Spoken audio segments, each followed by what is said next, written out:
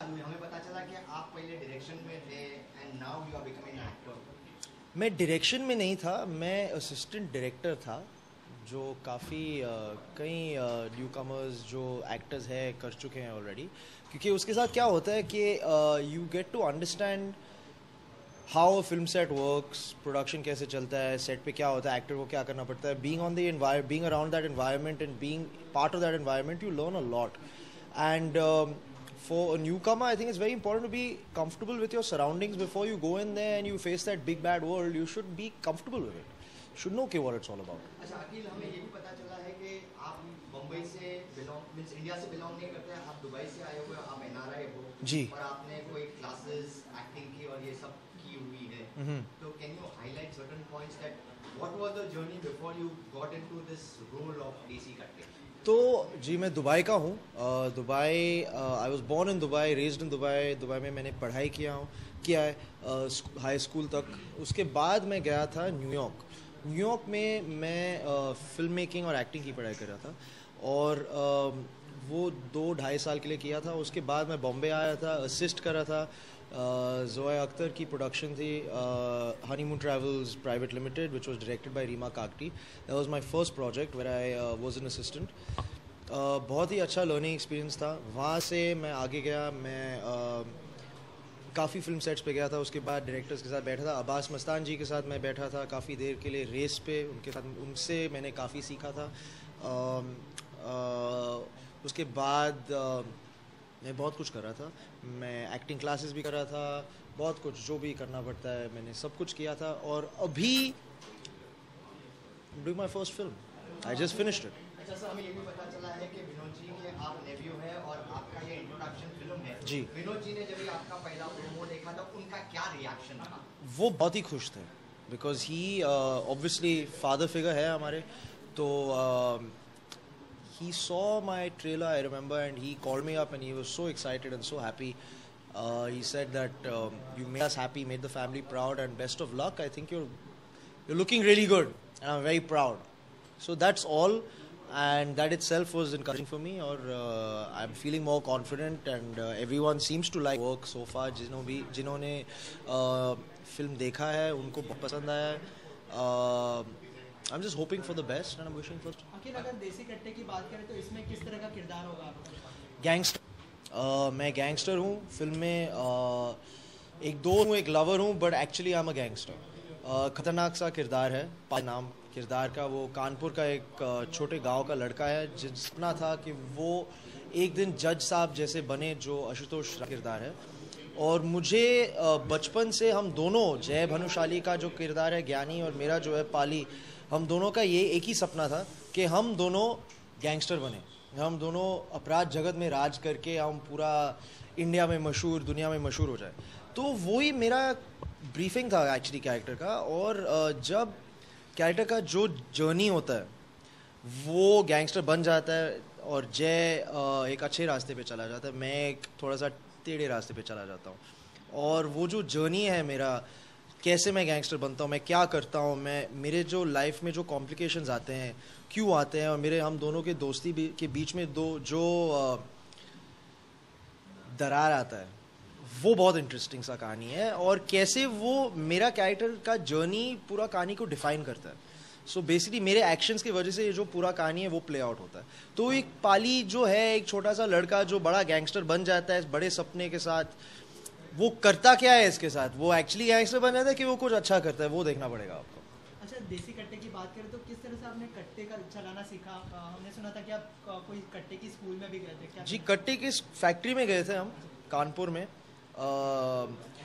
एक बहुत ही interesting experience था. क्योंकि क्या है ना, वहाँ हर बच्चा बनना चाहता है. एक छोटा सा जगह है, ऐसे बहुत सारे गांव हैं इंडिया में जहाँ बच्चों को पता नहीं है कि यार और क्या करना चाहिए. यही है, यही हमारी ज़िंदगी है और हम यही करना चाहेंगे और हमें यही करना है और हम करेंगे.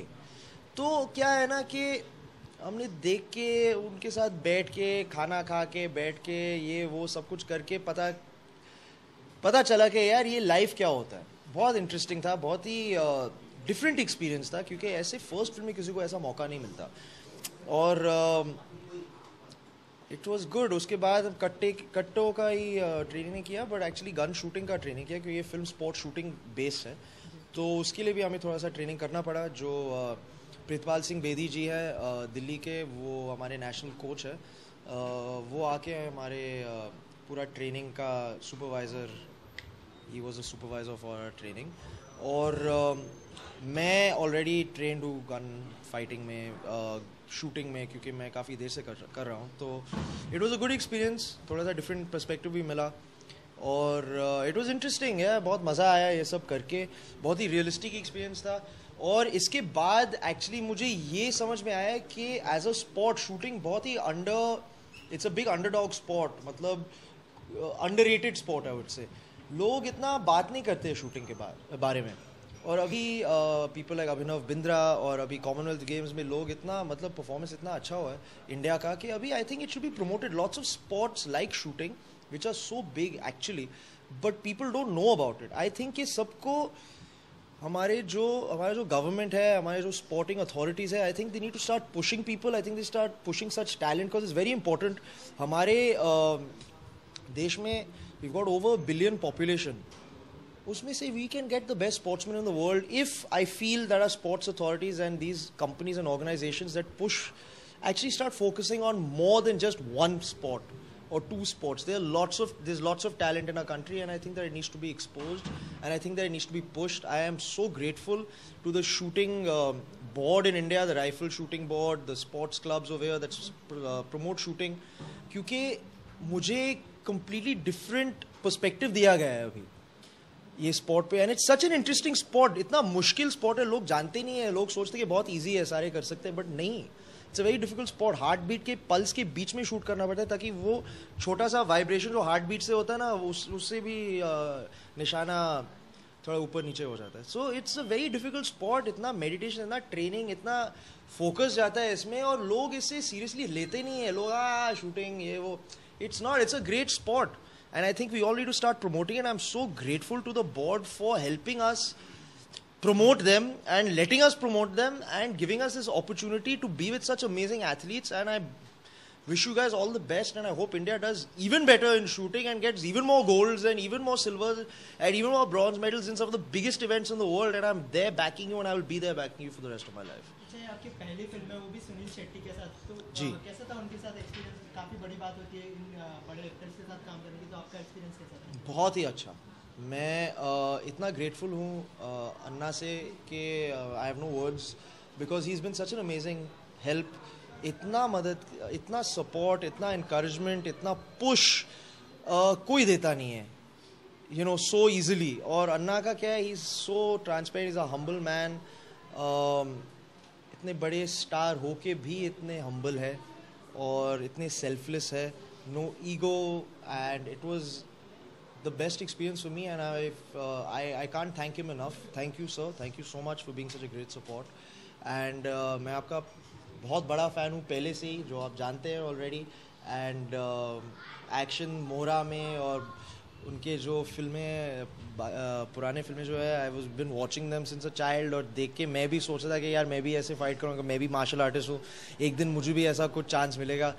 और फाइनली फर्स्ट फिल्म में यही हुआ यार. I got to work with Anna और उनको फाइट करते हुए देखा. Actually it was the most amazing experience. बहुत सीखा उनसे. अच्छा, आखिर में देसी कट्टे ऑडियंस को क्यों देखना चाहिए? Because it is a real story.